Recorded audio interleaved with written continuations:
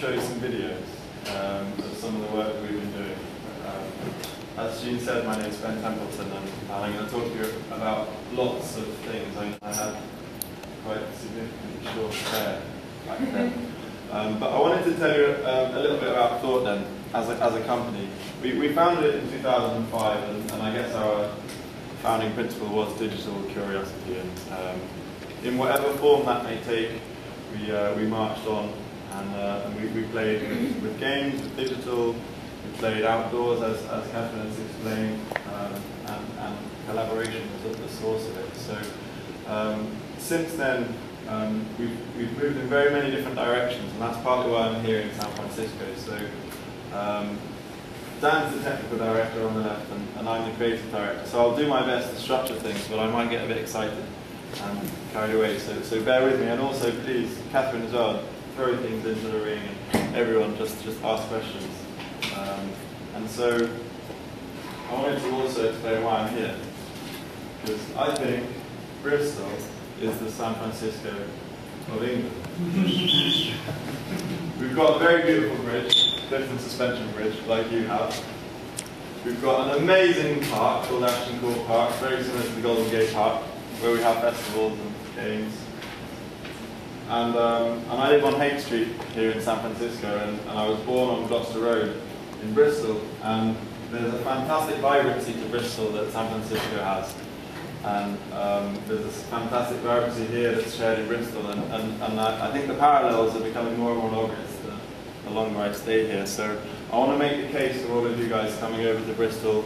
You're always welcome at the Pervasive Media Studio to carry on the dialogue. That's my little stint about why I'm here in San Francisco. So what we do with our digital curiosity, this is a little bit about thoughtden now. I want to explain this abstract diagram. It's only in the last year or so that it's become clear what we do, because ultimately we're just digitally curious. But we work in the learning sector, we work in gaming, and we work in pervasive media. And I'm going to very briefly explain what I mean by that.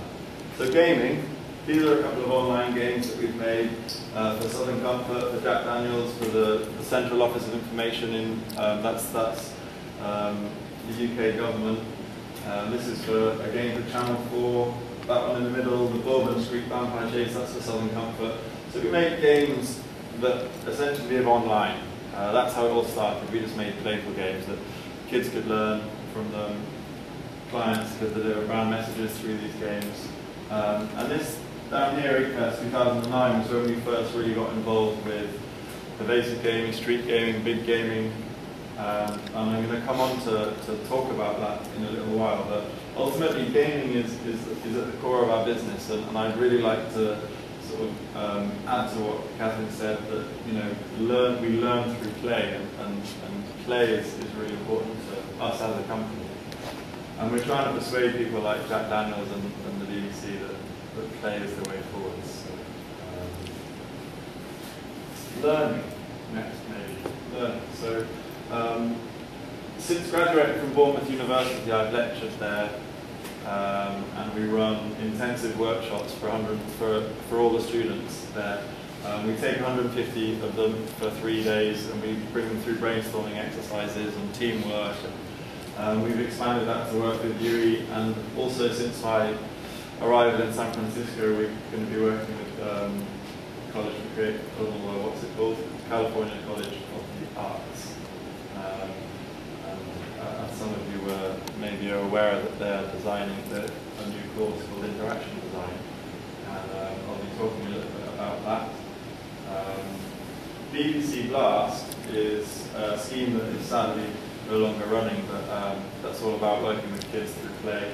And in general, as Jean said, we work with the BBC doing sort of training workshops and just getting people playing silly games.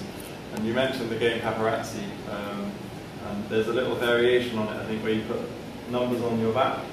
Everyone puts like a number on their back, and then you all have a camera phone, and you charge around the room taking pictures and see how many pictures you can get of numbers. So everyone's kind of like back to the wall running around. And it's just a fantastic way to get people using technology, but in a background way. That everyone's so familiar with camera phones that they don't always realize they can play games with them. So that's sort of some of the work we're doing with the BBC.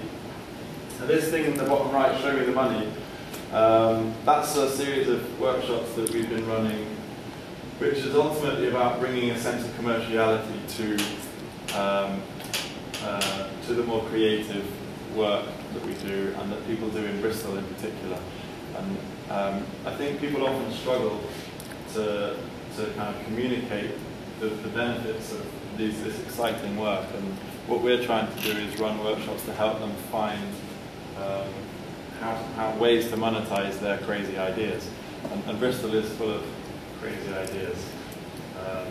So that's the learning side of things, and I'd love to have more communication, more sort of dialogue with you guys about how we could do knowledge transfer between Bristol and San Francisco. And then finally, pervasive media, which I suppose is mostly why I'm here.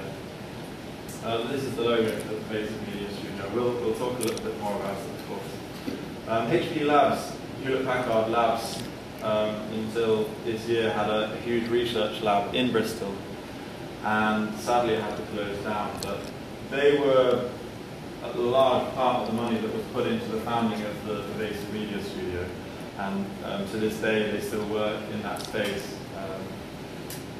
I mean, it's a shame that the lab had to close, but there are still other tech representations in that area. There's sort of Toshiba, and there's a big BBC presence there as well. We've been persuading people like Southern Comfort to engage with pervasive media. What do we actually mean by pervasive media is quite a tricky question to answer, and I'm hoping that I'm preaching the converted here to a certain extent.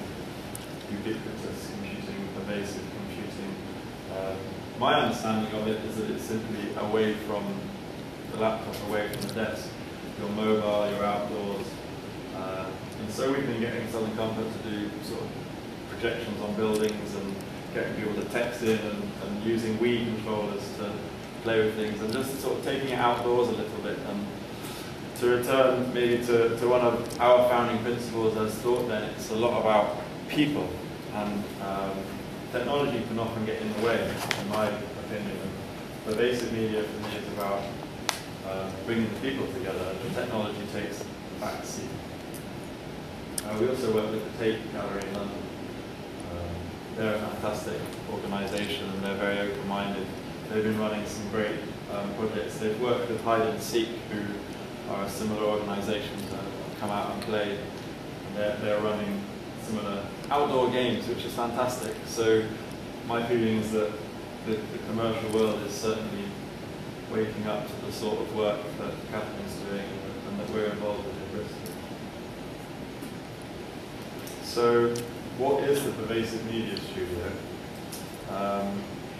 Essentially, Watershed is an institution in Bristol that's been running for sort of tens of years. It's a cinema, it's an art space, it's a cafe, it's one of those amazing places where you can go and log on the wireless for free, get a coffee, see a film, look at some art. It's a very, very important institution at the heart of Bristol. And the guy that runs it, Dick Penny, is a fabulous guy. He's a bit of a drunkard, but he's a fabulous guy, and he just loves people. He loves putting money back into the community. And if it wasn't for Dick Penny, I'm not sure the Pervasive Media Studio would exist. So the Watershed has thrown lots of money into this. DCRC, that's the Digital Cultures Research Centre, that's a collection of academics, and they've been lobbying the government to get some money from the government. So it's also funded by the government. And then the Southwest Regional Development Agency. The sort of economic climate has changed over the last year or two, as we're all aware. But when the studio was founded, the Spoilrr, as we call them, were very, very generous, and they gave us a big chunk of cash to get the studio up and running. The studio is actually a physical space, and that's what's so amazing about it. It's an incredible space there, and this was just a picture I quickly grabbed off my laptop this afternoon because I wanted to give you a sense of it. There's like a film crew in there, and there's bookshelves, and people make things out of cardboard boxes, and it's a very, very open working environment, and it's right in the centre of Bristol. And that's what the Pervasive Media Studio aims to be, is a physical place at the heart of Bristol that the community at large can come and use. And so, you know, the studio is open on Fridays for anyone to drop in and use the facilities. There are regularly arguments about putting money into the coffee jar, but you know, these are practicalities that we get through. So it's a non-profit organization? Well, it's a commercial. It's a venture between.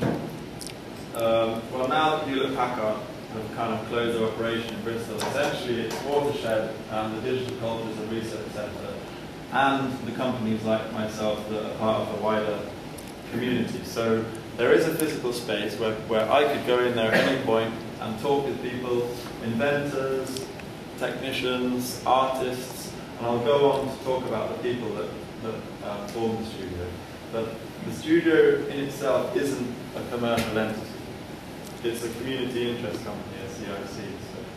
So that's partly where thoughtden's role is at the moment, is helping the community expand its commercial operations because the money is running out. And, I mean, perhaps that's why I'm in San Francisco, to see how we can build bridges and make things work, because we've got a fantastic community there, really, really vibrant.